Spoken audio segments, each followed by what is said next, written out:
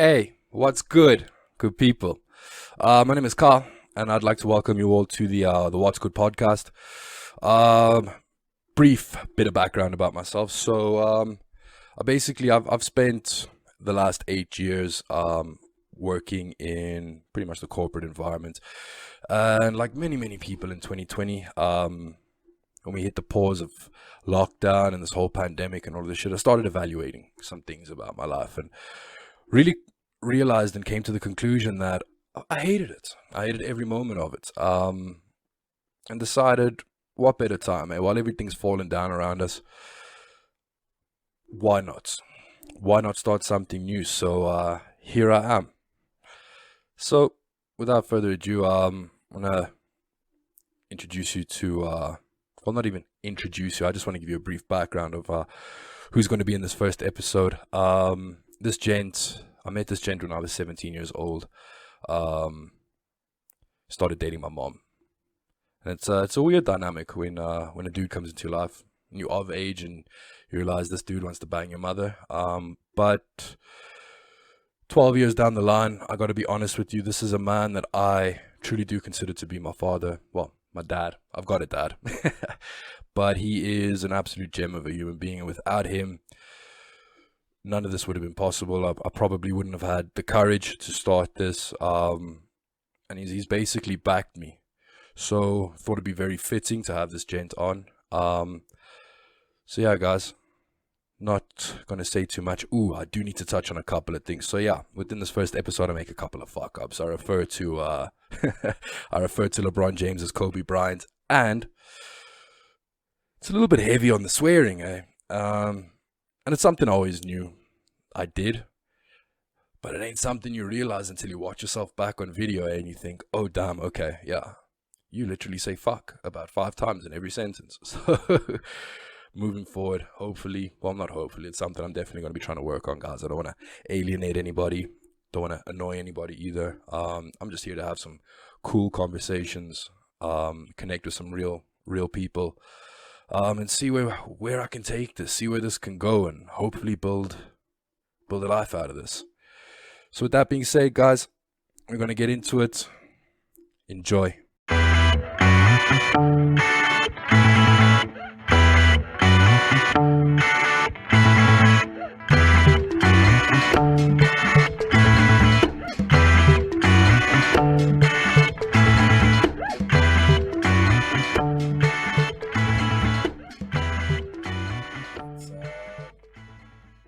Here we go.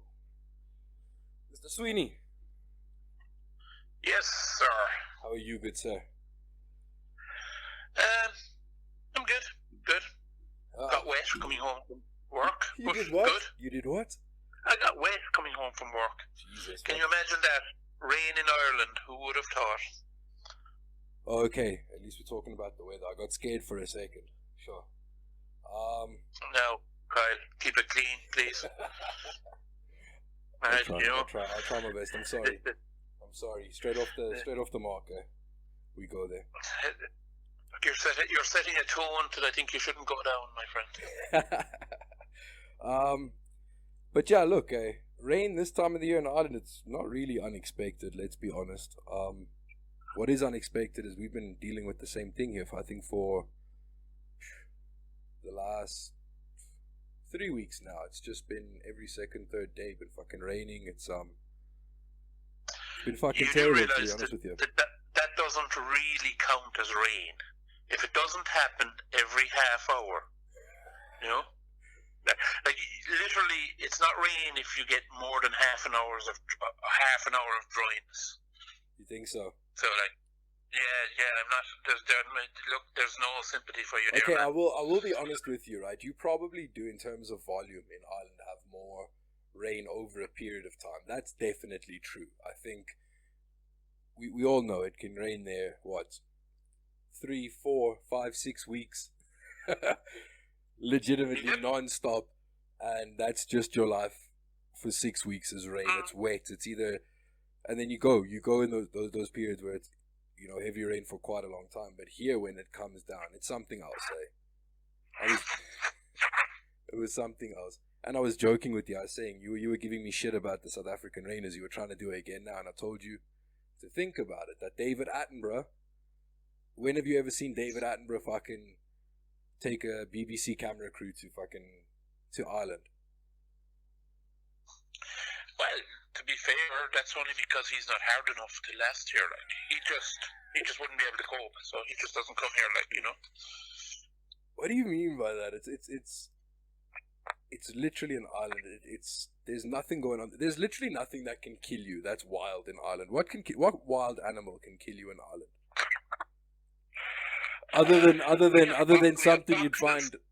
something you'd find crawling around on a Friday or a Saturday evening downtown. But I mean, what?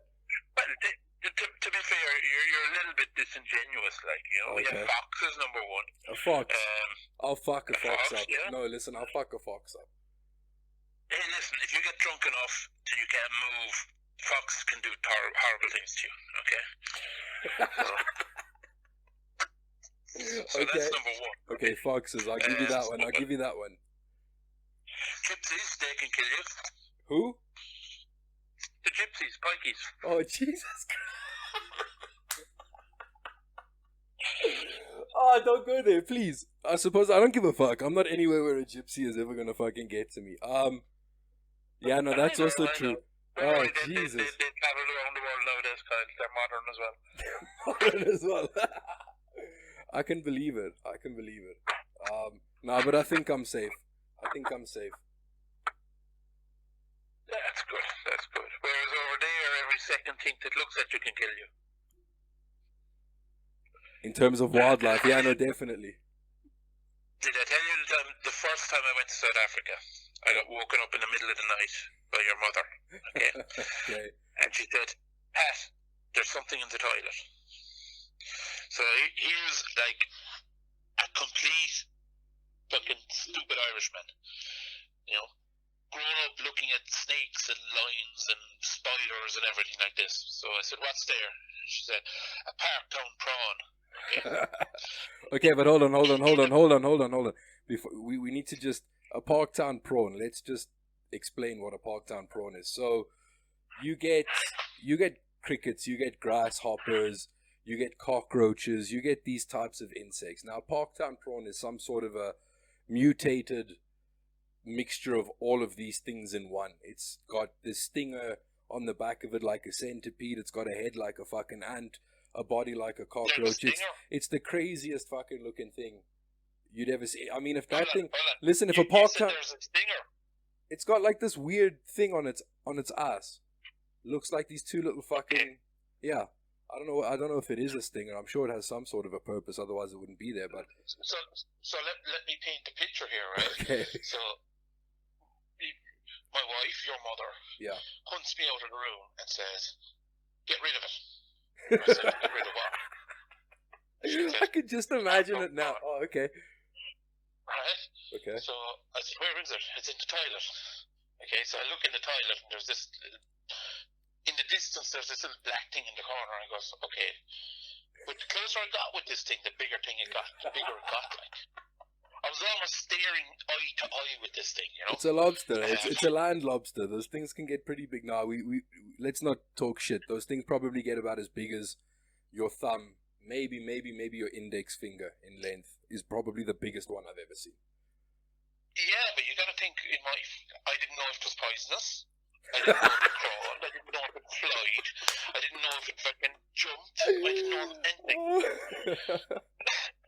So then I said, how do I get rid of it? So your mother told me, get the brush. So I went with the brush to try and sweep this thing out. You know what they do when you touch them? Yeah, they fucking go mad. They go mouth. They jump. They skrik. They fucking make a move. They bust a groove. Yeah. So this thing jumped and hit me on the shin. Okay. And I jumped in the other direction. Okay. So what followed was about 10 minutes of complete and utter mayhem. Whereas I was trying to sweep it out the floor, out the room, out the front of the house. Okay. And every time it would land, it would jump back at me. Where's the mother? Where's the mother throughout all of this? Oh, the mother is well back at the back of the corridor fucking Is she honestly screaming? sick. Get it out, Is she get it out, screaming? get it out. Get it out! Get it out! So I suppose, Kyle, you definitely know, it was almost like kind of a South African version of hurling. As it was flying towards me, I was trying to whip it with the brush, bat it out of the. You were reenacting your own little version of Starship Troopers, eh? Exactly. Now you have it. Now you have it. Absolutely. So that was my introduction to. I'd say it was like my third or fourth night in South Africa. Okay. It still traumatized me, you know. It still traumatized you. Think about it. Yeah. I still wake up in a cold sweat, man. Yeah, no, fuck it. I don't do well with insects. You know. Yeah, I'll be honest with you. South Africa's there's definitely shit here that will kill you. Let's not fucking get that. Do you remember the day we went to the reptile park? Which one was this now? Where's the reptile park? What are we talking about? Oh, Mahalisburg, somewhere down around there. So What? Remember the day Mahalisburg? yourself, myself, and your mother went down there. Okay. No, it was the crocodile park, and they had a section for snakes and oh yeah, and then you had the zip line over the crocodiles and all of that shit. Yeah, no, that was fucking madness. But you remember what happened when you went into the snake tent? Remember the two girls that draped the big white anaconda over your shoulder? Oh yeah, I do remember that. Shit my fucking pants. I shit my pants. Yeah. It was the first time I ever heard the word footsack. Footsack. Yeah, no, definitely. That's all I could think of in that moment. It was, yeah, that was a bit traumatizing. Definitely. The only thing that was moving was your mouth. But nothing's coming out. I don't know, there was plenty coming out. Screams and gurgles and it was like I don't know what it was like. It was horrendous anyway. It was very funny to watch. Yeah, no, I can imagine. Listen, but no, a story that now tops that, and you have to admit this, right? Is another South Africa story is when you came over here, and it was just after I think it was an American tourist went to the lion park and decided to get out and engage with the lion, and the lion basically decided, fuck you lunch, and chowed that fucking lady.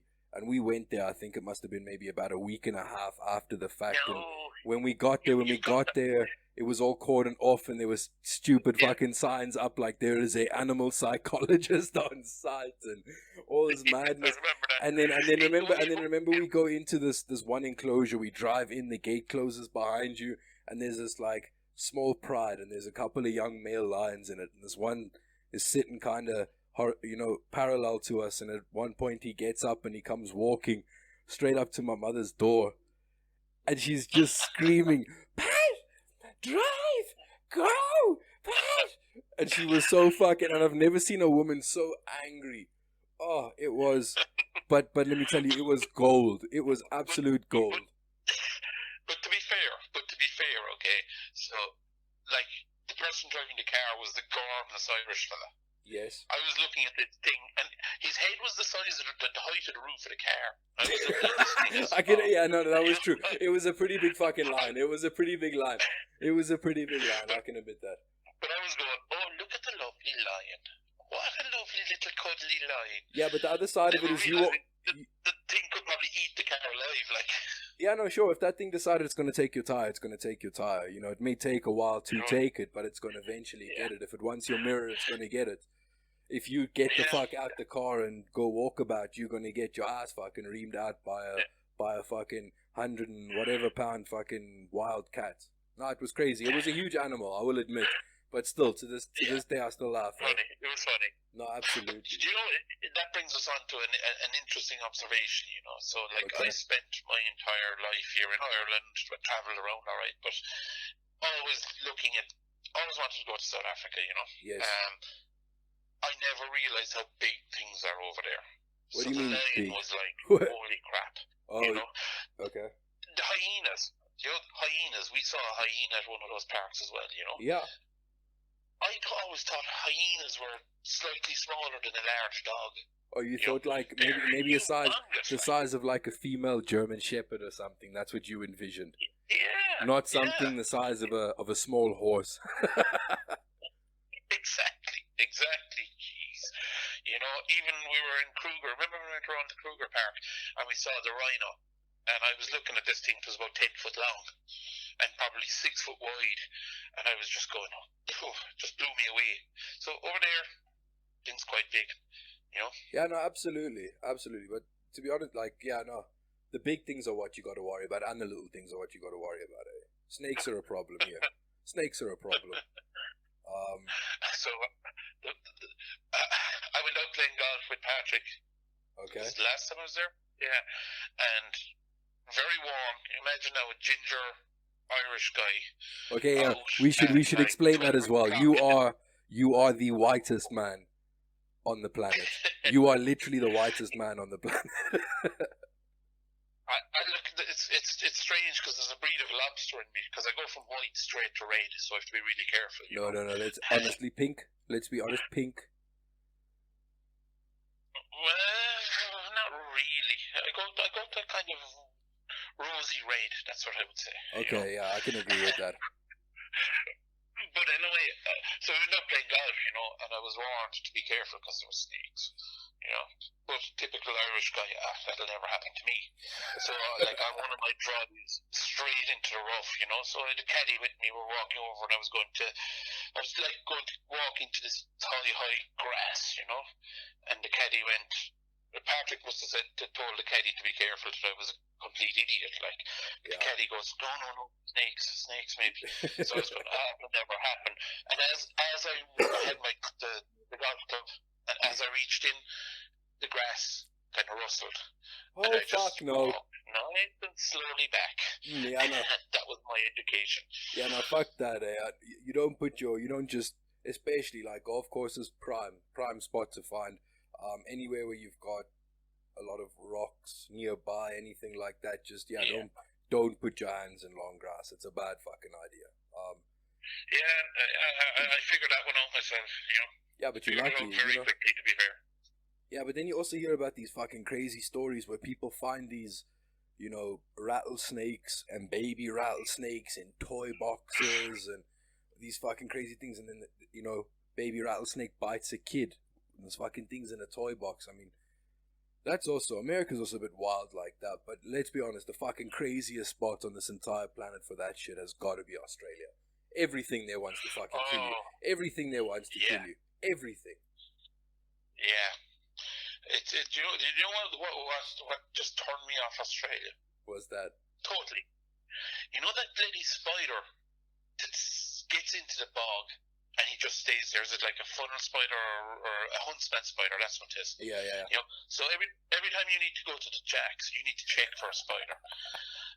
I don't know about you, but a lot of times I don't have time to check for nothing. No, I don't tend to leave it to a point where I have no chance of being able to assess the situation. You got to take your time sitting down. There have been times, I won't lie, but generally I don't try and leave myself.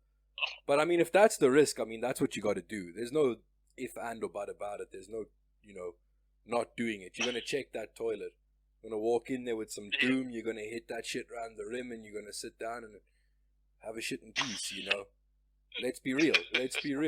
I mean, here you have a big thing. Well, not really a big thing, but it does happen where you find people finding these, 6-7 foot pythons behind outdoor toilets and stuff like that. They'll find them outside, and that's fucking scary. Now listen, imagine you fucking go and you sit down and you open up that toilet and there's this 6 foot, 7 foot fucking boa constrictor just coiled up waiting for something, and you in a rush, and you enter North first, and that thing catches you right in the gooch. Can you imagine?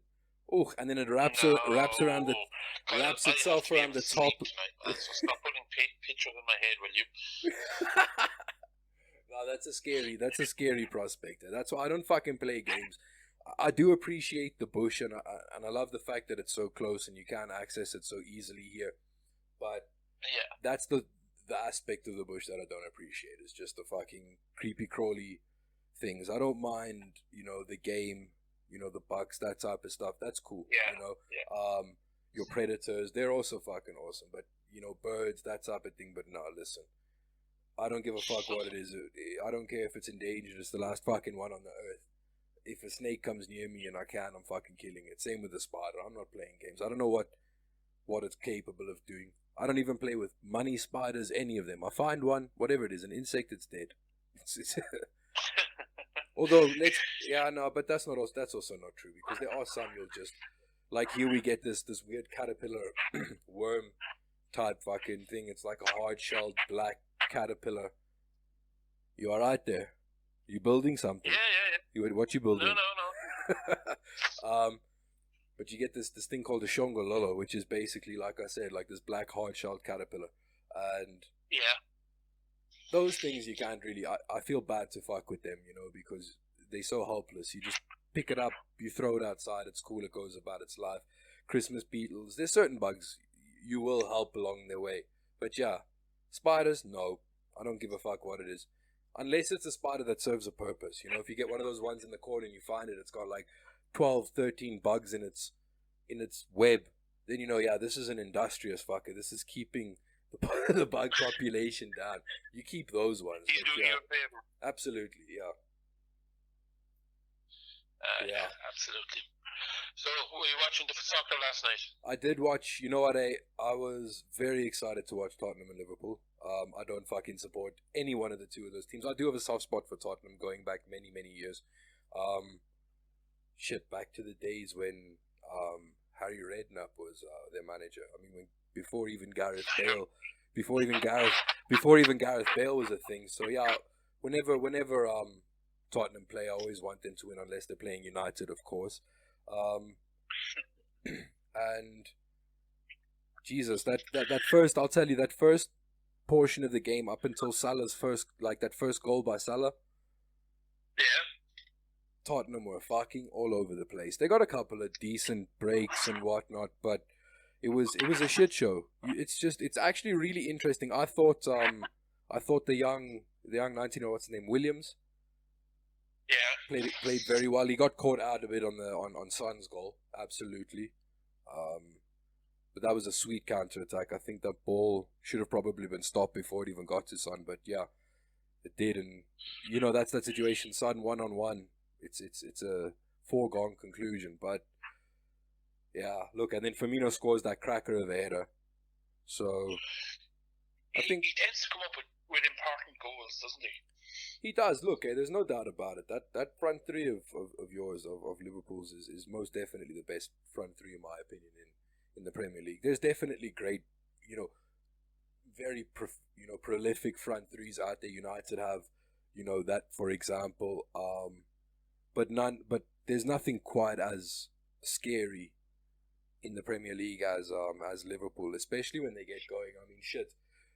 And it's not just the front three you got to worry about. I mean, Andrew Robertson, I'm sure you saw the free kick, the first chance that Firmino had. I mean, what a ball! What a ball! You got that to worry about, and then you've got Trent Alexander-Arnold to worry about.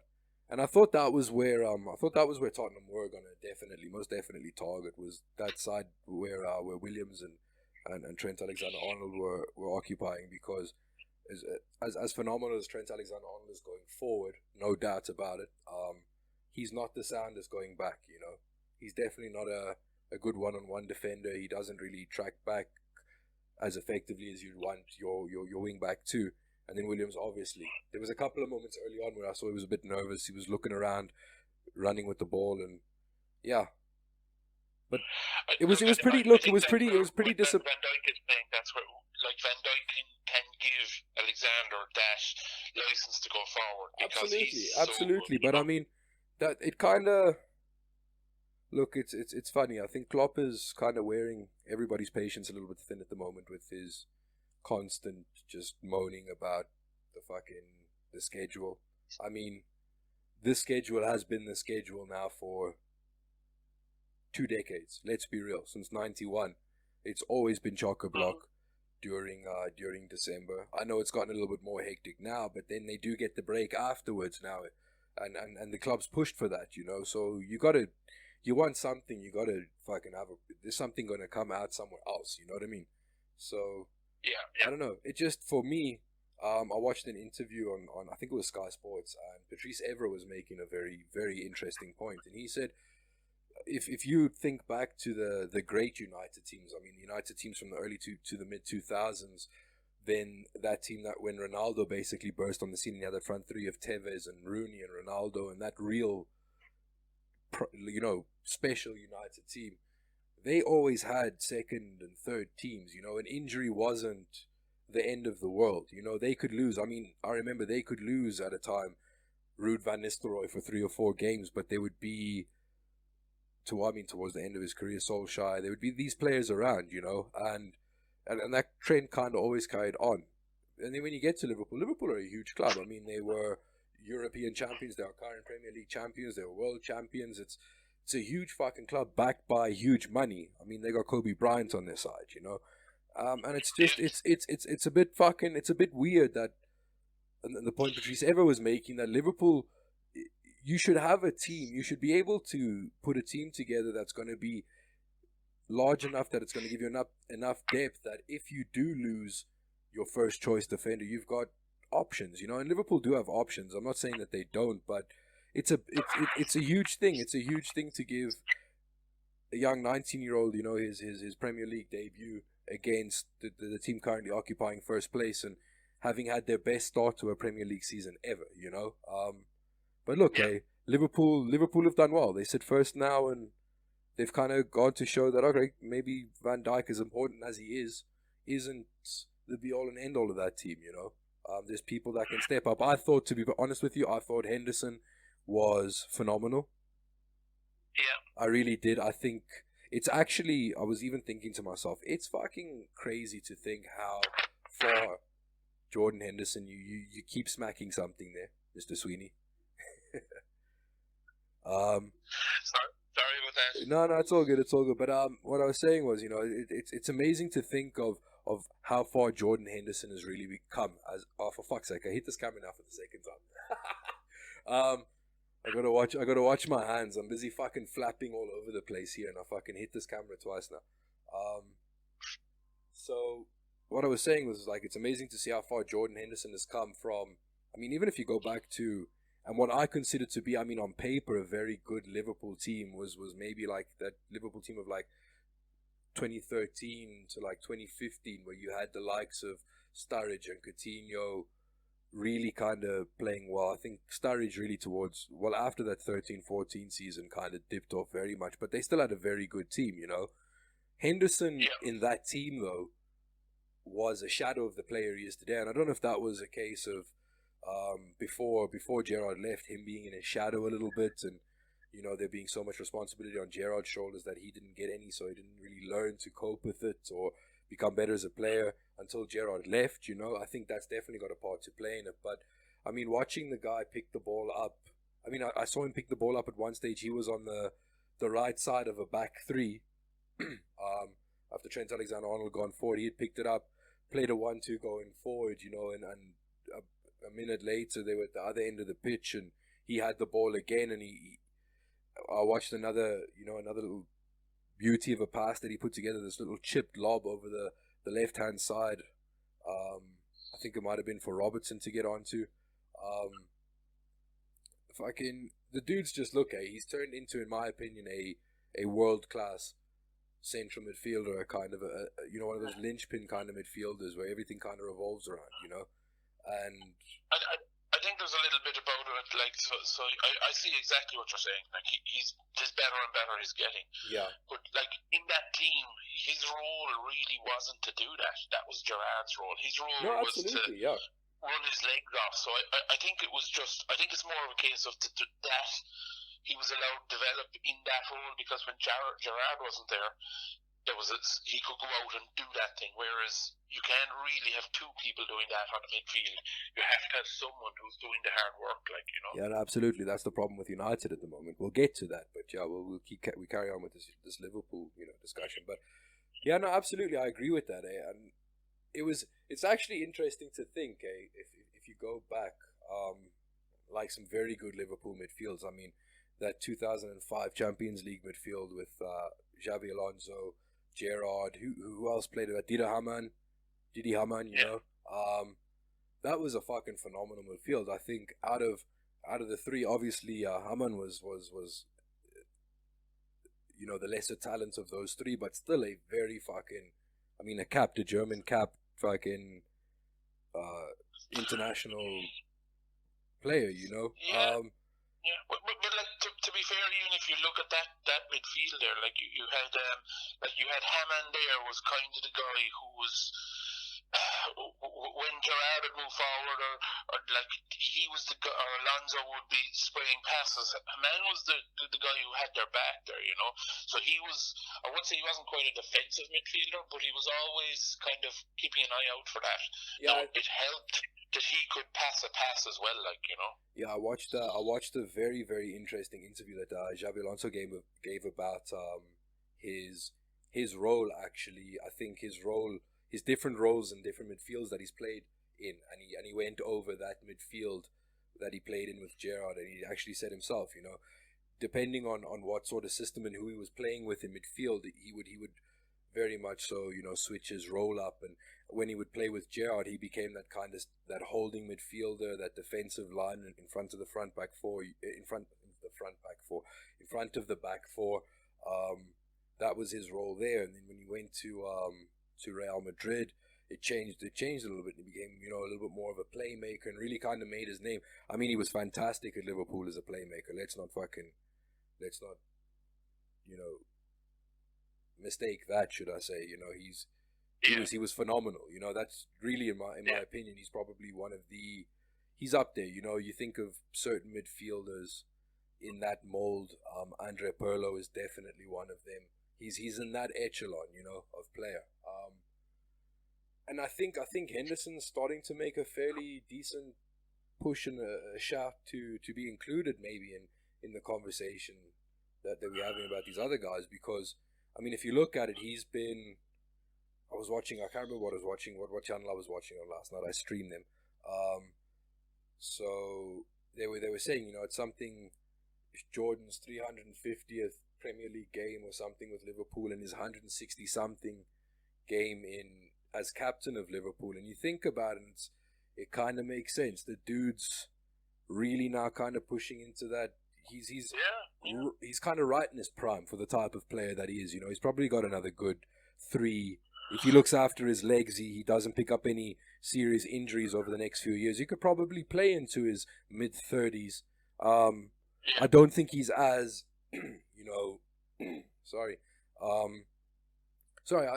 don't think there's any reason for him to not be able to play into that, because if you look at players kind of the same sort of size, I know now it might be a bit controversial, the players I'm going to say, and kind of put him around, but like those Clarence Seedorfs and those Michael Essians and these types of players, he's kind of in that mold in a sense, that similar stature and whatnot. So he could very much have a good long time left in his career. I would love to see him finish his career out at Liverpool. I think. Like being honest with you, when he came on first, I thought he was going to be very good, and then I became kind of disillusioned with him because he was terrible, Pat. Let's be honest with you. I think back to that Liverpool. I just mentioned that, like 2015 Liverpool midfield, where it was like, you think about it, they had just bought Milner from Manchester City, right? Just bought Milner from Manchester City. They had Henderson in there. Lucas Leiva, whatever the fucking that Brazilian oak, Leiva, he was still starting regularly for Liverpool. I mean, I know when he left, he went on to play for Lazio and was quite fucking successful there, But it was Joe Allen, and I mean, Joe Allen's not a bad midfielder. Listen, he's a professional footballer. He's better than I'll ever fucking hope to be, but he just wasn't. You wouldn't expect. I mean, even Emre Can, and I mean, a young Emre Can was breaking into that Liverpool midfield. And you think about it, you've got guys, James Milner, Jordan Henderson. I was trying to think who else was in that. Adam Lallana was there as well. They had just signed Adam Lallana, I think, the season before that season. It was definitely it was just weird. That was I think the whole setup there at that time as well was just it was terrible, to be honest with you. Like being honest with you, I think there was a bit of a culture there too, and Gerrard never bought into the. So when I say culture, it was almost like an underachieving culture there, you know. Because like they had some players there, they should have done better down through the years. To be Do you fair, think so? Do you think there was a culture of underachieving at Liverpool? I mean, let's think about it, right? You're talking about underachieving, okay? Now, and the only reason I know this because we'll talk about it just now, but I mean, shame, but you know, Gerard Houllier recently passing away a couple of days ago. I went digging into, you know, his kind of record as Liverpool manager, and I mean, if you think about it, Liverpool in the, you know, early to mid 2000s, whilst they didn't really do much in terms of Premier League, you know, they still, I mean, they won a cup treble in 2001. They won multiple FA Cups in that time as well. I know the year 2005. I think they won the FA Cup and then they won the Champions League as well. I think they did the cup double there as well. You know, it wasn't barren. It wasn't barren in the sense that you look at a Tottenham or Manchester City up until the point that they won their first championship, you know, about half a decade ago, and it's but you know it's like you've got to take this in context too. You're talking about Liverpool who, like, through the 90s, the early 90s, the 80s, like they were kings of Europe. They were kings of England. So like, we're not they so won league after league after league, like, you know. so we're Nottingham Forest. It was always going to be a step down, you know. No, absolutely, but I mean, if you think about it, let's be real. You know, there have been great British teams, European teams over the years. I mean, you go back, and you can go back to, I mean, the 60s, and you think of the great Celtic team, you know, of that era, and then you go and you think of the 66 United team, beating Benfica at that time, you know, and then I'm just trying to think of some other ones. I mean, you can have Nottingham Forest, for example, in the 70s. I think Aston Villa as well, at some point, you know, won a European Championship, and then you go and you've got Liverpool in the 80s, most definitely, and obviously the dominance that United kind of just exerted upon world football for 26 years. Let's, you know, I think it is a bit of a, I would say, to look at those teams, it is, you know, to compare them to the heyday of the 80s, you know, I think it's a little bit unfair. I think you've got a very different league, and a very different system. I mean, those were the days where you could pretty much pick up, you know, a non-league player and train him into a Premier, you know, into a first division player over the course of 6 years, because the wages weren't so high. And then when the sport became professional, it was, you know, you had to have these, you know, instant successes. You understand what I'm saying? Like a guy coming in for 40 million pound and is expected to, you know, basically, you know, increase your goal output by like 20% over the course of his first season. And it's hard to strike that balance, you know. Liverpool definitely signed some cracking fucking players. I think Rafael Benitez most definitely was, up until Klopp, in my opinion, Liverpool's best manager of the modern era. We can say that without a shadow of a doubt. To be fair, he always had a way of getting the most out of what he had, you know. No, I think he suffered a little bit that he didn't get enough money, I think. Mm-hmm.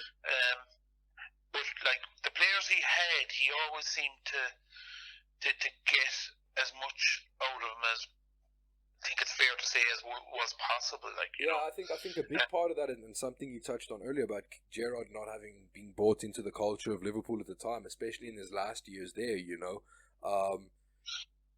I think the one thing Benitez had in his corner was the fact that Gerrard most definitely bought into it. He hook, line, and sinker. He was down for whatever Benitez wanted to fucking do. And I mean, no better example than the 2005 Champions League final. I mean, Gerrard and in fairness, Xabi Alonso, the two of those boys put that fucking team on their back and carried them through to a penalty shootout ultimately. Jersey Dudek as well, fucking crazy fucking. I always compare that final to the final, the semi-final that Roy Keane got the yellow card against Juventus.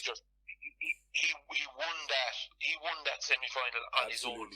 I thought that was probably one of his finest games in a United shirt. You know? I definitely would have it as his top game in a United jersey, without a shadow of a doubt. I think it's also, I mean, that season for me is special. I think that was the first season that I really kind of acknowledged football. I mean, I think 8 years of age at that point.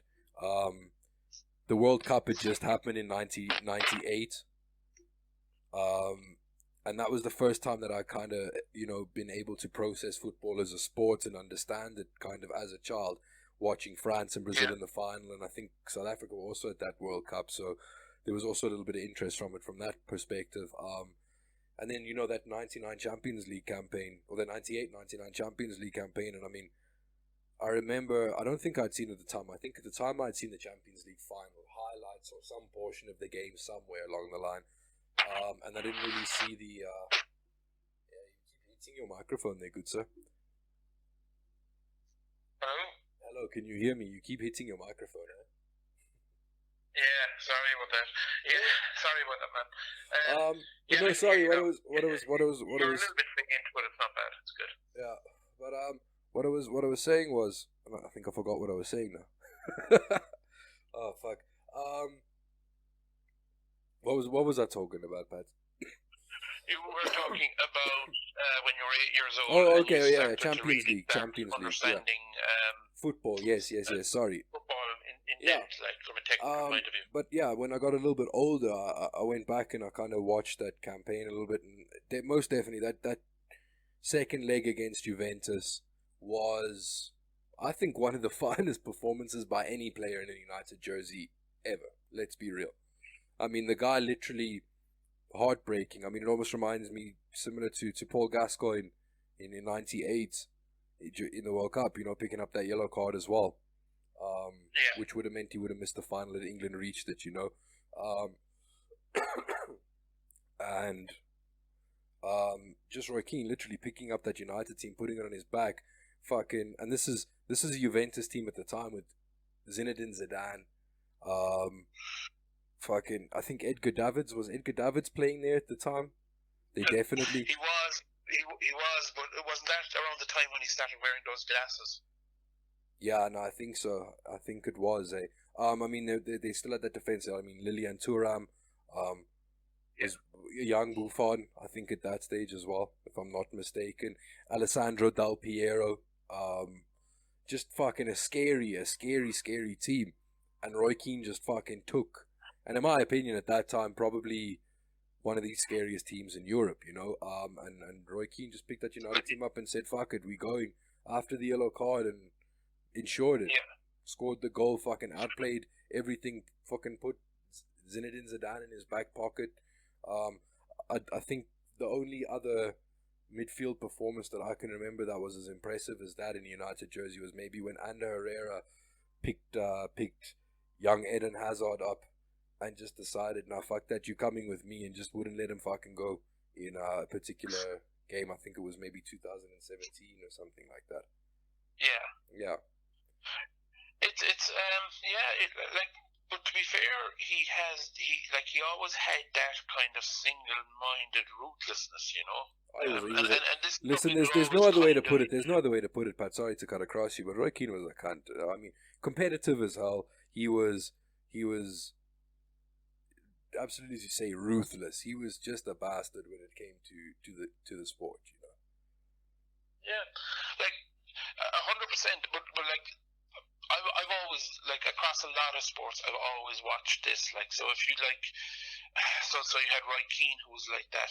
To be fair, Zidane was a bit like that too, You can look at rugby and you can talk about Paul O'Connell and Anthony Foley. Sebastian Chabal. Hello? Chabal, yeah, I was saying Chabal. You could talk about Chabal. You can talk about Chabal, or even Jerry Collins. Even before, there was a guy who played for France, a guy called Romat. He was a second row. Mm-hmm. He was just ruthless. Pelou was another second row captain of France. Even in South Africa terms, you're talking. Let's get into South Africa terms. Your Bucky's Boata is, I suppose, your prime example. Madman, absolute madman. Jesus. Pierre Spies in his prime. Pierre Spies in his prime. Madman. I don't know. I wouldn't put Pierre Spies in the same. Let's not talk. No. We can't. Now you're gonna annoy me. And I don't know if you're saying this on purpose now because you know you're going to get a reaction, but no, you cannot say No, that. no, Pierre not Spies, at all. Pierre No, Spies, let me Pierre finish. Spies, Let- circa let me finish. 2006 Okay. is the finish. scariest man in rugby. No, Pierre Yes. Spies was an absolute phenomenal, right? He was Phenomenal, hard, he he was. was fast, he was powerful. Okay, Scary, Pat. but he was, yeah. I'm not saying he wasn't scary, but Pierre Spies. The scary thing about Pierre Spies was not his single-minded ruthlessness, mental toughness. No, it was the scary fact thing that it about took him 4 was men to take him down. He was 18 stone and he could run like 100 meters in 10-2 or something. You know, something obscene. Or he could do a standing jump. I think he was able to go for a straight box jump up almost 6 foot. Like, that's what was Yeah, no, scary listen, about him. yeah, no, I think that's wow. You're telling me he can run 18 stone man 100 meters in 10 seconds?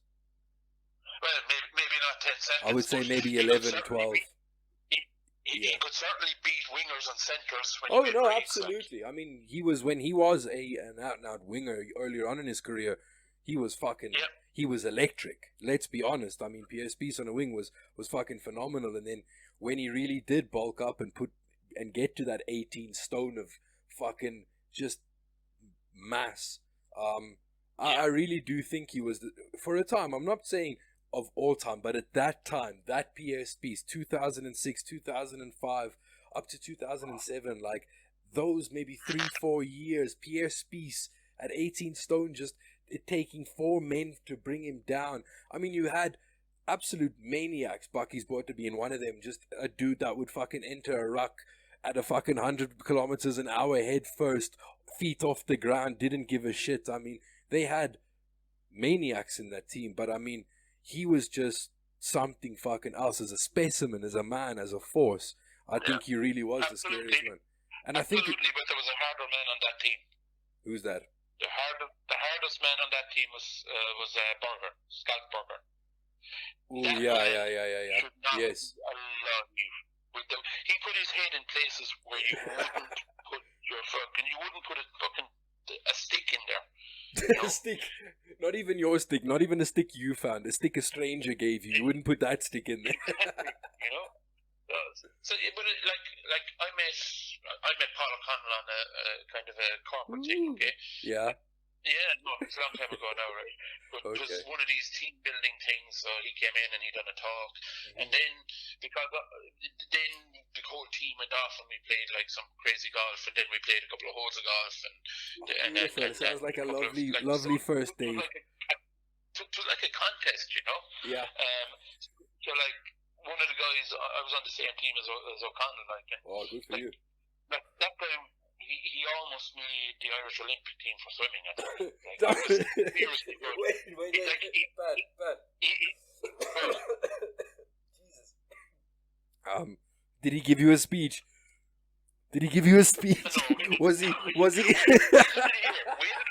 No, was he on the back nine? Sorry, Pat. Sorry, was he on the back nine screaming at you? We'll fucking put the fear of God into him. Jesus. What actually happened, right, was the second or third hole in this pitch and putt course that we went done first, you know. Pat. One of the other guys on the team, a hole in one, like 20 yards straight, one go, you know. Okay. And I've never seen a guy switch from enjoying the crack to being competitive in a second. He straight away turned around and said, guys, we can win this. We can win this. Yeah, we can win this. So the next hole, like, there was three of us on team. O'Connell was like plays off of 5. The guy who had the hole in one, like, plays off at 12, but he was good with his putter. I was the hack of a rugby player who never picked up a golf club in his life. So he'd go to me, he'd go, just get the ball close. And you know what? We'll try to score the hole in one then, like, you know. So I was the safety, like, you know. He was like, I mean, I came away from that, and a gentleman, like, you know. But I came away from that, and I said to myself, he is the most competitive man I ever met. Yeah, look, listen, I think it takes that streak, though. I think you don't get a Paul O'Connell, you know, fucking screaming at his teammates in a fucking Six Nations deciding, a championship deciding game. You don't get that Paul O'Connor without that competitive streak, and I don't think you have, the phenom that man was as a competitor without that competitive streak, most definitely. I heard on the news, slight change of subject here. I heard on the news today, actually. Remember that South African winger about 3 years ago? Was it 2015? He got the young player of the European or the world player, the world breakthrough player of the year at Duente. The dude with steroids. Remember this guy? Yeah. Did you hear today? He got banned for 4 years on it. Yeah, didn't he receive? Wasn't there speculation at one stage, or maybe it was passed down that he received like a lifetime ban from professional rugby? No, not a lifetime. He got a 4-year ban. That's what he got. Okay, so that was the final ruling. The lifetime ban was, and that didn't happen. That happened only a small while ago. Was Chilbury Rapapelli? Oh, 100%. Yeah, that's exactly what I was thinking of. Sorry. Yeah. So like he got caught twice, so he was bound to get a ban. But listen to me. But okay, so here's an honest question. I mean, you are, as a former rugby player at let's say some of the highest levels you can get, in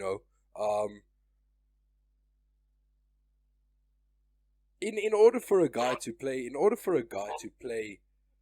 the game at a professional level today with the size of these guys now, I mean, if you think of just how big just wingers have gotten over the last decade, I mean, your Peter Northers, these guys are fucking, Herculean fucking athletes, super athletes.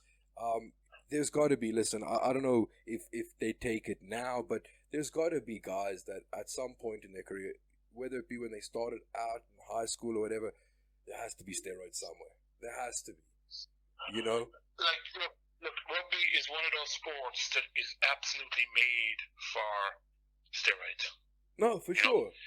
It gives you the power. And there is genetics there too. So there's for sure. Listen, look, just look at New Zealand. If you want to talk genetics, just New Zealand. That's all you need to say. No. That's proof. No, where you are now. So there's a South African guy picked up, what's that tournament? Craven Week. Yeah. Right? Picked up about, I'd say 3 years ago with Munster. Munster picked them up. So they brought like a centre and they brought a title prop over. Okay. So this guy now is a guy called Kenyon Knox. Mm-hmm. Now he's making the Munster team now, so he's doing well, Yeah. But he's a giant. But he was a giant at 17 years of age, like. Yeah, most of these guys are, 17 though. years of age, like, he was just big, like, he's just a big frame of a man, Yeah, but I mean, even if you think about just some of the fucking, I don't know where this DNA comes from. I don't know. These people must come from some form of Viking. I mean, I think I look at a guy like R.G. Snyman. That's a Viking. That's a Viking. Yeah, but he's a freak. Yeah, no, absolutely. But he's a Viking. I mean, there is no doubt in my mind that if you had to trace back his bloodline, you're going to find somebody along the line that looks exactly like that dude running around in the fucking, in Scandinavia way back fucking when, raping and pillaging. I mean, that's the reality. I think that's the only explanation I can think of for that dude, because he is fucking something else for sure. I've never seen one player have as big an impact in Munster, right? Yeah. And what I mean by that is, so he came during the summer, he injured himself in the first game, right? Yeah. But in the 7 minutes that he played for Munster, right, he crunched 2 people, he stole a line out against the head, and he fucking literally, excuse my language, he ran over 3 people, Jeez. And that's in 7 minutes. And then he blew his knee. Yeah. But like, he's just, like, being honest with you, everyone kind of in the province of Munster are just waiting for this guy to come back. No, listen, he got his operation done about 3 months ago, and he put out a video of him pumping weight inside the gym after 3 months after getting a cruciate replaced. Yeah, you got those, but I mean, I don't not fucking believe it. I mean, I'm sure he fucking is, and I'm sure he's going hard as well. I mean, you just get those freaks though. I mean, Zlatan Ibrahimovic is one of those as well. Let's be honest. I mean, that dude blew his ACL in the most fucked up way, and then I mean, they were saying 6 to 8 months this dude won't be back playing, and he started training again, 4 months out. I mean, Yeah. or even he came back altogether within 6, before 6 months he was back playing again. I mean, for United, it's just madness, you just find these beasts. But well, even Ronaldo was a pure physical specimen. Still is a pure physical specimen. Never really. Like, what age was he when he went to United? 17, 18, 19? I want to say 19, maybe 17, 18. Yeah, somewhere within that period. Because But even at that age, he was playing in the Premiership, and he was standing out from just a pure physical ability and pace and explosiveness. Physical. I'll have to disagree with you on physicality at that point. I think. Look, this is where you figure now I'm a fucking football fanatic, but I remember when United signed Ronaldo. I can remember it like it was yesterday. I remember fucking walking into a shop and going to buy. Remember those Panini cards, those stickers for the books? Yeah, I remember them, yeah. I would fucking collect those every fucking season, right? So I go in there and then I check the newspaper. The newspaper says Man United signed Ronaldo. And first thing in my head, especially at that time, we're talking 2003. Brazilian Ronaldo. I'm thinking Ronaldo, as in Inter, Real Madrid Ronaldo, and I'm fucking so excited. I'm thinking we're gonna win everything. And then I see this little spotty faced, spaghetti haired fucking Portuguese kid. And listen, when he first started playing for regular first team football for United, I would fucking be so frustrated with the guy because, look, you could see definitely the raw talent that boy possessed at that age, at 17, 18 years of age, and he was something special, and everybody knew it from that point. I mean, if you think about the story of how it was decided that United were going to sign Ronaldo when United played Sporting in a pre-season game and Cristiano Ronaldo was the best player on the pitch, I think at 16 years of age or 17 years of age, by a fucking country mile. He just tore them apart, and I think Ryan Giggs was the one who went back into the locker room after the game and said, listen, to Sir Alex Ferguson, and said, listen, you got to sign that boy. And they did that summer, and he was special, absolutely, but he just used to run these avenues where he would get stuck. He would try too many step overs to whatever, and it would just be very, really frustrating, especially considering United at that point were very much on the soak up pressure, counter attack, and just hurt teams 3-4 times a game. Didn't matter how much a team attacked, they were just, okay, we're going to score 4 if you score 3, But he was frustrating. But sorry to cut across you, but where for me, where Ronaldo really kind of came into his own, there were seasons. I mean, the 2004 season, he kind of had some very fucking cool moments. 2005, but then when he really, I want to say it was the end of 2006, went into 2007 season, maybe 2005, somewhere in that period. During the summer break, he fucking just must have lived in the gym for 3 months. I mean, he couldn't have left, because he literally went from this 11 stone fucking string of a dude all the way up to fuck it, dude. The dude's like 180 pounds or something like that. He's I'll put it to you this way, and I will stand behind this. If you had taken Cristiano Ronaldo at maybe 15, 16 years of age and taken him and put him in a gym and taught him how to fight, and then let him have his physical trajectory to the point where he is now, and has been for maybe the last 10 years, that's what the scariest fighter in the world, in my opinion. I mean, just look at his physique. For me, he's a very similar physical physique to like a Conor McGregor, for example.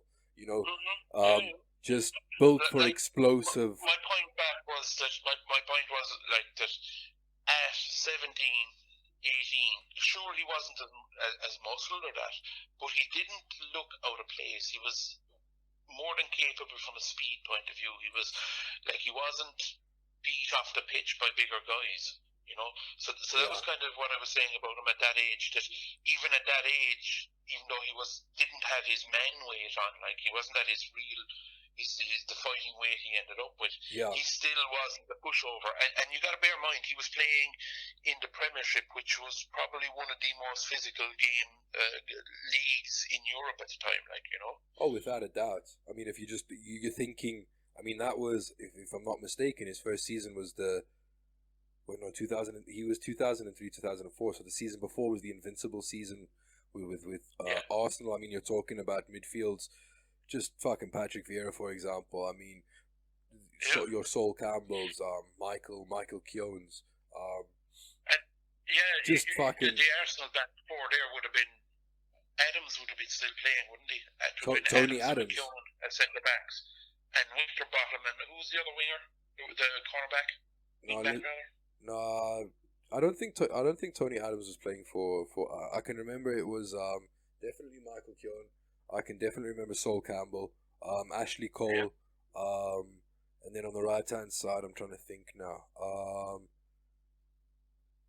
I can't remember. He used to play on the right hand side of Arsenal's back four, right?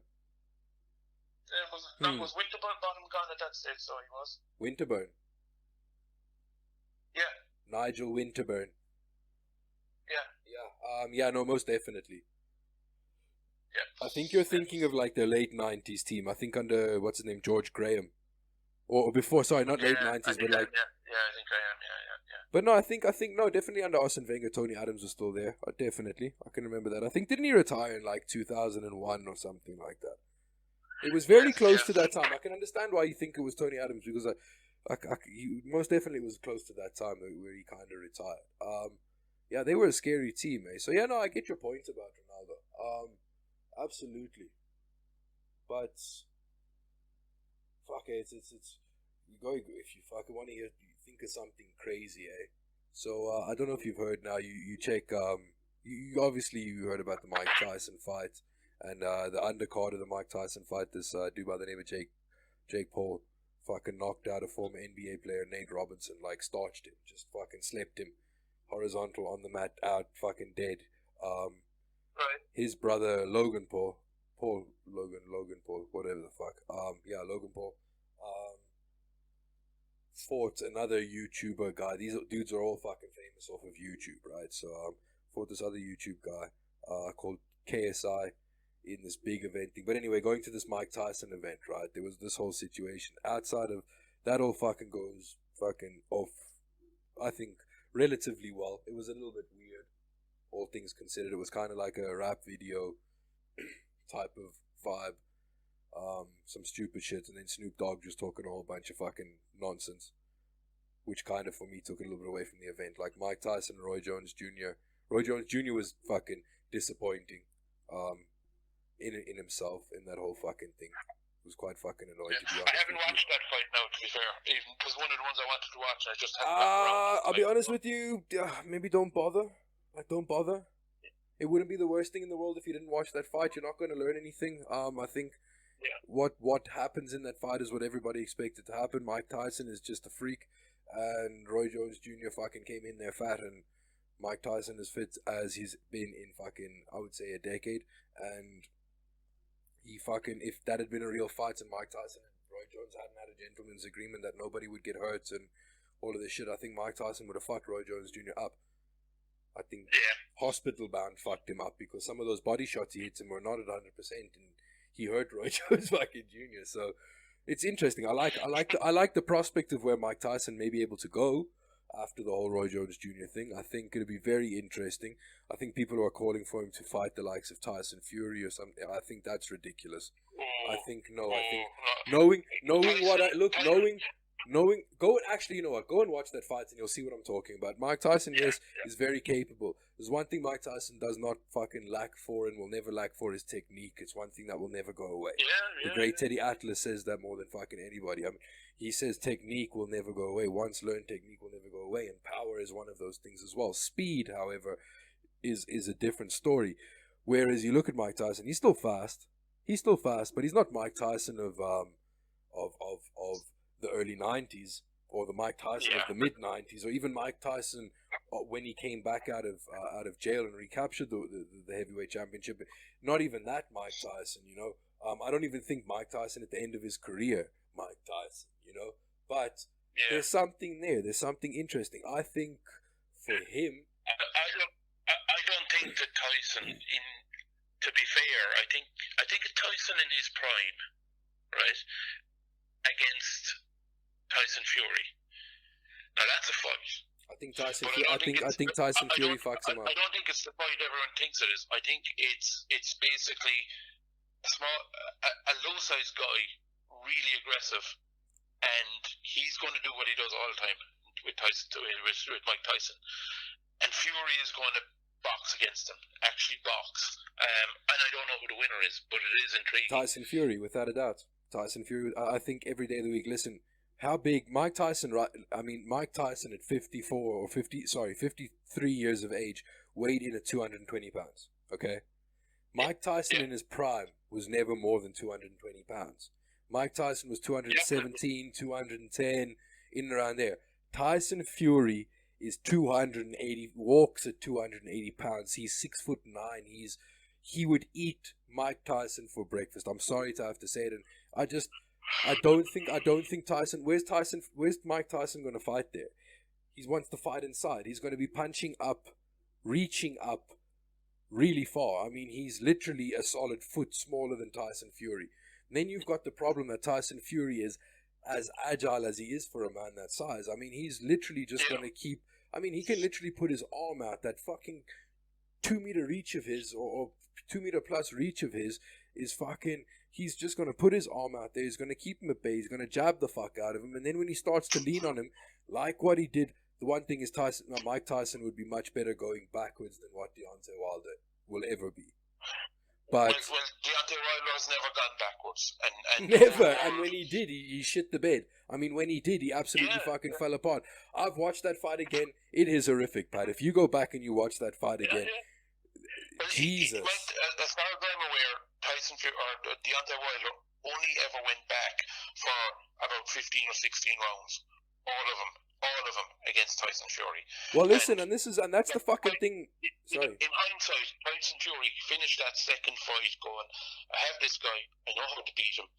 I'm going to get fitter, and I have my tactics to beat him in the next round, in the rematch, you know. Well, I mean, that's exactly how the narrative. I mean, that's exactly how it played out. I mean, if you think about it, right? Tyson Fury, how long was he out, Pat? I mean, it was 4 or 5 years. 2.5. Sorry, 2.5, 2.5, 3 years, something like that, right? Yeah. He beat Klitschko and then he had a couple of fights, or did he have a fight after? I think he beat Klitschko and then went off the fucking rails, right?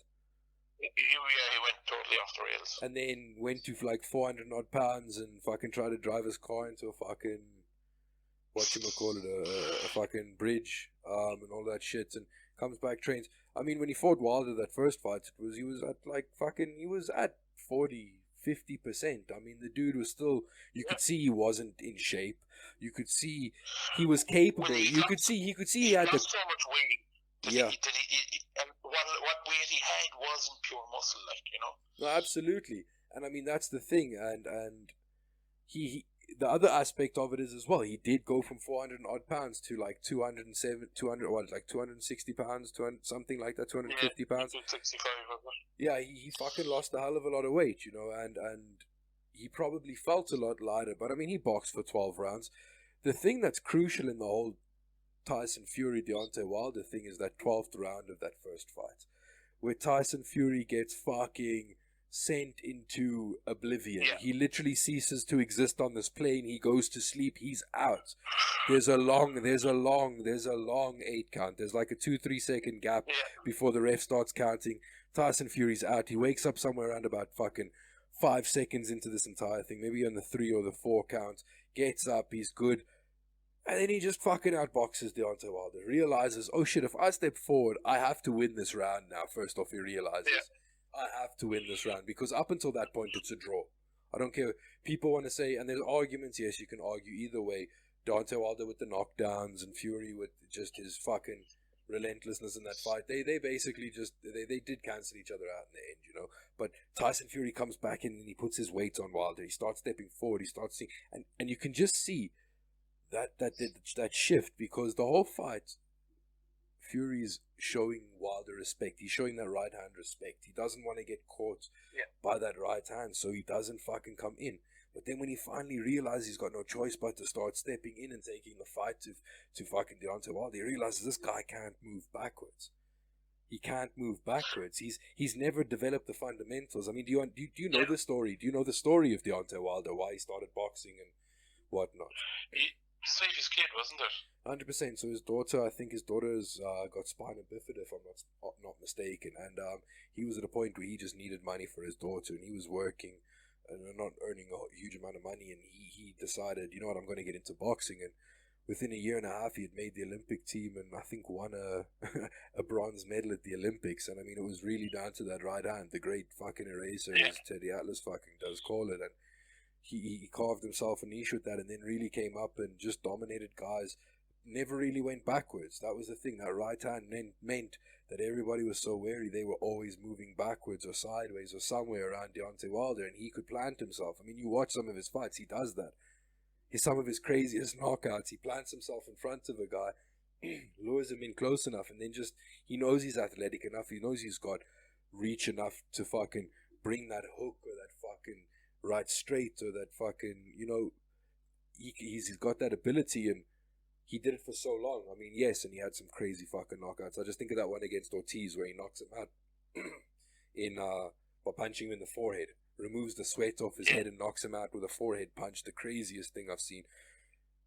Goes into that fight with Fury and really puts it on him for a bit of it, and gets it put on him for a while, and then it really does come out. I think a draw was fair, and it had to be that way in order for there to be a trilogy, I feel. I don't think if that had gone... Here's the question. Yes. You're right. That first fight. Yes. Okay. If Deontay Wilder catches Tyson Fury in the 5th round, knocks him down like he did in the 12th, okay, Tyson Fury does exactly the same thing, gets up and decides. He fucks him up for another 7 rounds. He fucks him up for 7 rounds. The rest of the fight. Tyson Fury, he fucks him up for 7 rounds. I'm telling you right now. He figured it out, Pat. You just see it happen. You see Tyson Fury realize, fuck, if I step to him, he can't move backwards. He doesn't know how to plant himself to fight off the back foot. He doesn't know what he's doing in that situation. And then you see the second fight where Fury goes away and he puts on 20 pounds and he comes in there 270 and he's fucking massive. And he literally, from the first round, he just puts his weight on Fury. He wears him he puts it on Wilder, and he wears him down. And like I say, it gets so dicey for Wilder. I mean, there's points when you check Fury perforate his eardrum. He's bleeding out his ear. Wilder doesn't even know where he is. He has no fucking idea. And Fury's just, still dancing around him. And he's just, I'm telling you right now, there's nothing, nothing will change in the third fight. Nothing will change in the third fight. I think maybe Wilder comes in and he's a little bit fucking more, a little bit more reserved. He doesn't maybe, but the thing is, the problem is he wasn't rushing in the second fight either. Fury went looking for him, and that's the problem.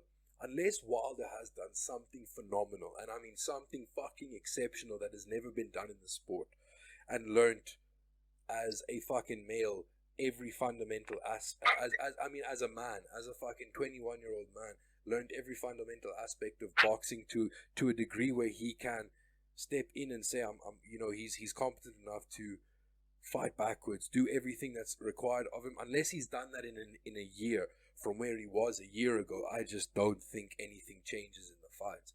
I think Fury is going to fucking put it on him in a bad way. I really think, if he gets beaten 2 in a row like that, and he gets beaten, I would love to see Tyson Fury maybe do an Israel Adesanya. I don't know if you saw Israel Adesanya when he fought Paulo Costa, and he humiliated him, and then he dry humped him. He fucked him at the end of the fight. He literally, Paulo Costa's on his hands and knees trying to fucking collect himself in the middle of the fucking octagon, and Israel Adesanya mounts him from behind and fucks him. It was the fucking greatest moment I've seen in mixed martial arts in a long time. In a long time. In my opinion, that's Israel Adesanya's stratosphere. He's now transcended the sports, in my opinion. So here's the question, right? You say that Israel, he transcended it. Yeah. Has McGregor transcended the sport? Oh, McGregor's in another fucking dimension. McGregor's transcended this dimension, man. Conor McGregor's a different story altogether. Here's the question. Yeah. Why has he transcended it? Has he transcended it because of all the money he's made and his businesses and his persona?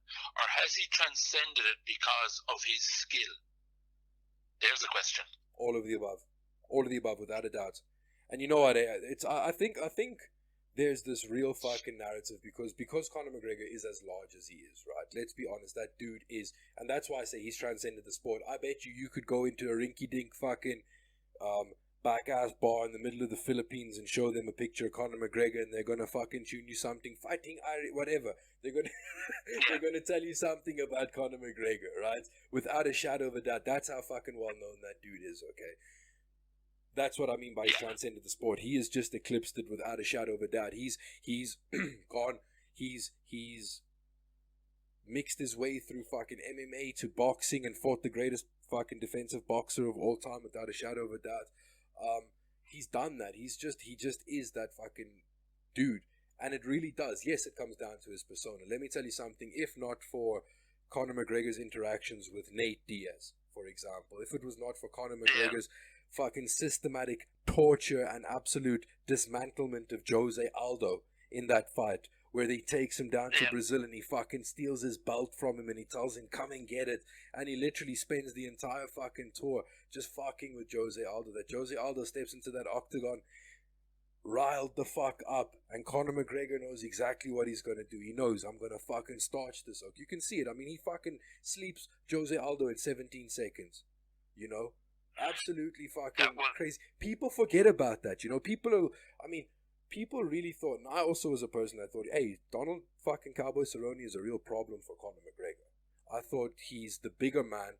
I said they're both naturally 155-pound fighters, but he is the bigger guy. You can see that he makes 170 more naturally than McGregor does. You know what I mean? He cuts a lot of weight to get to 155, whereas McGregor started out in 45. You know, he cut a lot of weight to make 45. He's not cutting the same amount of weight to make 55, and for him to get to 170, he's got to put on weight. I mean, he still weighed in 3 pounds under the limit when he fought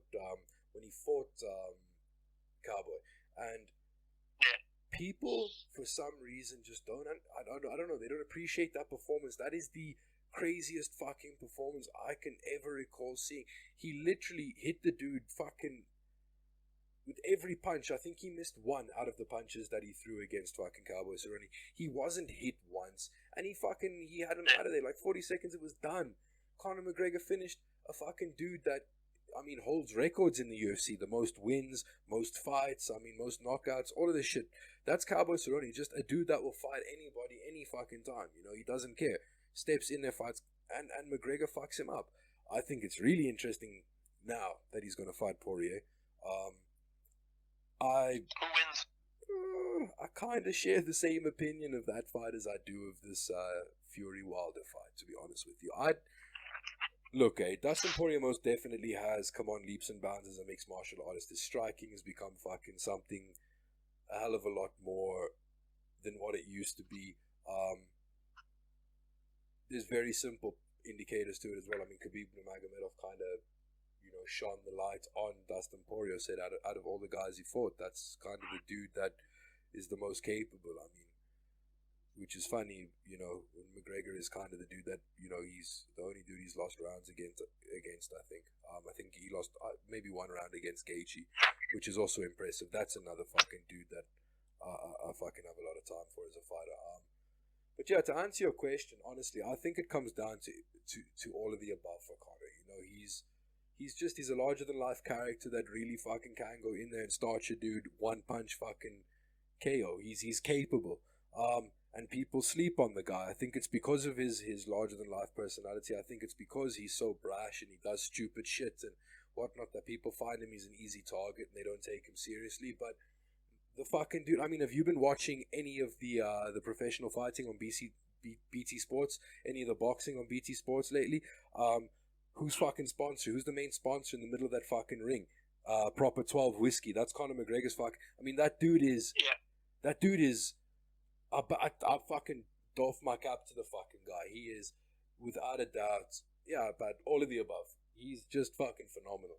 And yeah, people sleep on him, and it's easy to. But yeah, I don't know. I think this fight coming up with Poirier is very interesting. I don't know what, people always talk about McGregor's time away from fighting, and they'll say, it's been a year, but they forget he was at one point spent almost 2 years away from the sport and came back and fought Khabib, and then came back a year after and fucking fought.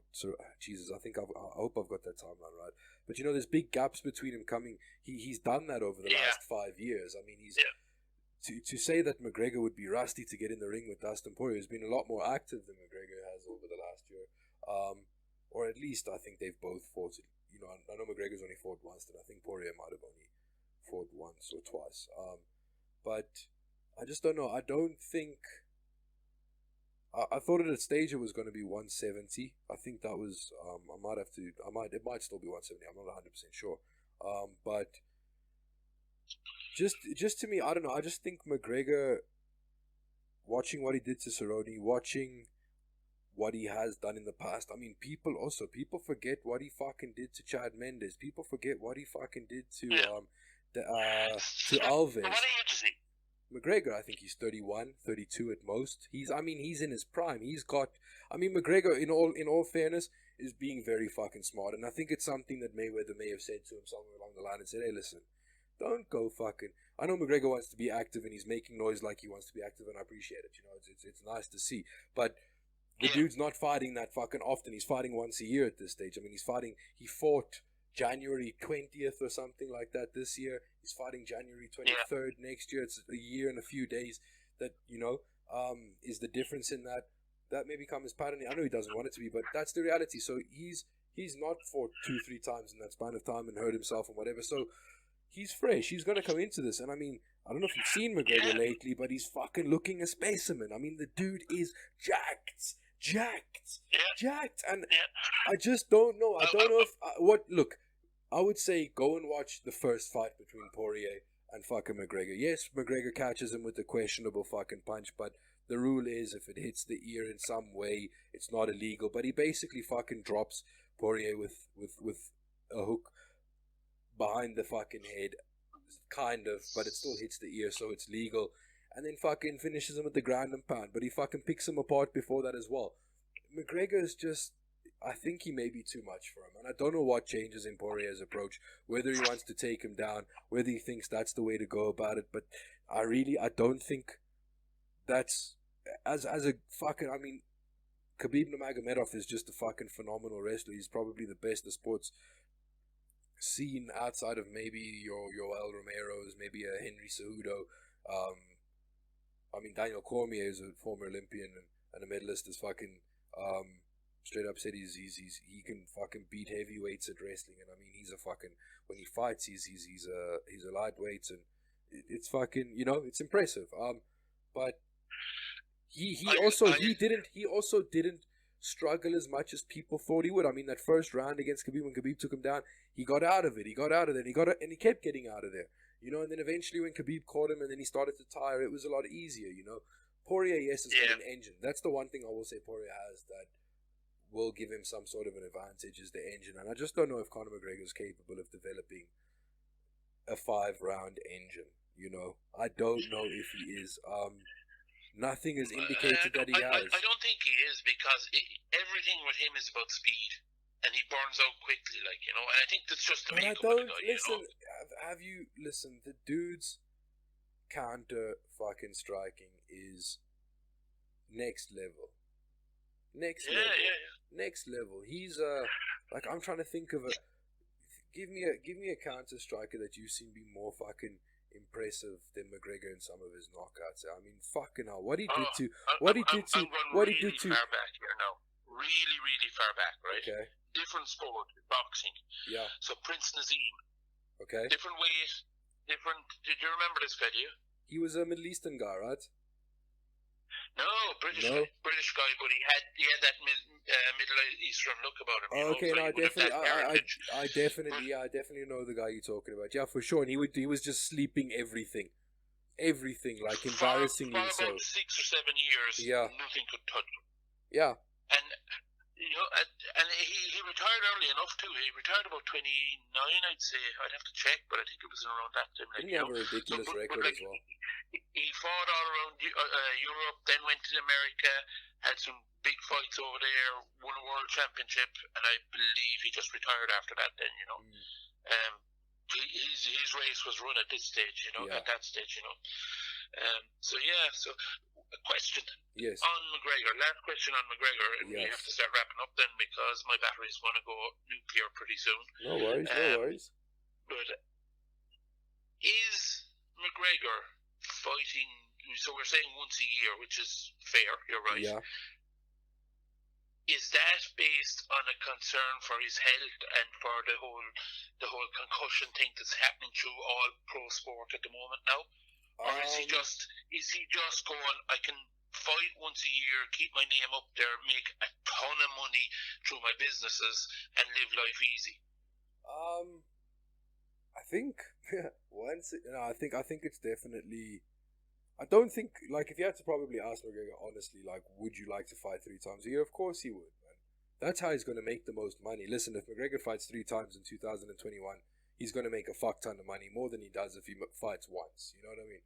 Especially considering his first fight is so early on in the year. Yes, people want to watch this, and I'm fucking definitely watching it. I don't care. I'll pay the money. You get me? I will fucking do whatever it takes to get to watch that fight. But I think it's kind of of circumstance. McGregor's the biggest draw the UFC has, without a doubt. I think he's without a doubt the biggest superstar in sports right now. I mean, Cristiano Ronaldo admires Conor McGregor. He's the biggest fucking thing in sports. You know what I mean? I think he would love to fight more often, but the fight's not there. So I mean, the UFC can't offer the gate, and I mean that's a huge reason why they couldn't fucking book fight for him, because there's just no gate. I mean, yeah, sure, he's going to take the pay-per-view, but when you don't have the gate, I mean, a Madison Square Garden, for example, is a fucking massive gate. Everyone's getting paid handsomely off of that fucking situation. You understand what I'm saying? If they had to take it international and they put it in can you imagine if they had to, in all fairness, do a fucking Conor McGregor Khabib Nurmagomedov in Croke Park, for example? Yeah. You would literally be able to fit 100,000 people in that stadium if you had an octagon in there. You'd fit 20,000 on the pitch and lower stands, and I mean it's an 80,000 seater stadium. Can you imagine? Can you imagine the vibe of Conor McGregor, Khabib Nurmagomedov, Croke Park, fucking 80 or 100,000 people to watch that fight? It would be the craziest thing, and you know what? You would fill that stadium. You would fill that fucking stadium without a shadow of a doubt. 100%. But I think he's not really had the opportunity to do that this year. If you think about it, he fought at the beginning of the year and he had a gate, and they weren't able to offer him a gate, and it's been a tough year for UFC and paying fighters. I mean, they have been paying fighters, yes, fair enough, but it's unless fucking you've been a fighter that's been putting up your hand or whatever, you've not been getting paid this year, but shit, hey, I don't know. I think he would probably like to fight, but I think this thing of him not fighting might come down to just circumstance. The only way we'll really be able to tell if Conor McGregor's being serious about him, I mean, he was talking about wanting to have like a season. He wants 3 fights in 2020. He was talking about taking this real seriously, like back to his kind of roots of where he was fucking 7 years ago in the sport. But I think it's also there's also a part to play in it. Yes, that he probably, for sure, I think him and Floyd Mayweather have had conversations, and Floyd's been like, "Hey, listen, it's nice to go out there and have your battles and your wars with your Nate Diaz's and fucking go out there and bleed and fucking that's how you do the sport really, essentially, and do it fucking with this real warrior way of doing the sport. I mean, if dudes are split open in the middle of the fucking octagon, it's been a good fight. You get me? And there's no real longevity in that. I mean, there's really not. If you go back far in the UFC to the early days and you look at guys, I mean, shit, there's dudes now that you hear them talk and it's fucking, it's so sad.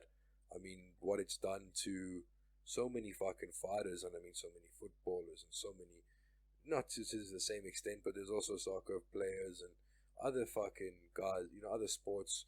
I wonder how it's really going to start coming out in like the motocross world and freestyle motocross and BMX and skateboarding, how guys are going to start fucking developing this over the next 20, 30 years now is going to be real interesting to see, because some of these dudes now and what they're doing and how they're falling at the level of stunt they're doing. I mean, there's guys doing quadruple backflips now and fucking, I think quadruple or triple backflips on BMX now. They're doing front flips on fucking FMX. It's crazy, There's definitely got to be a part to play in that, though, because there's no longevity. If Conor McGregor can fight once a year until he's 40 and make 100 million every fight, man, he's making a fucking, what, $1 billion?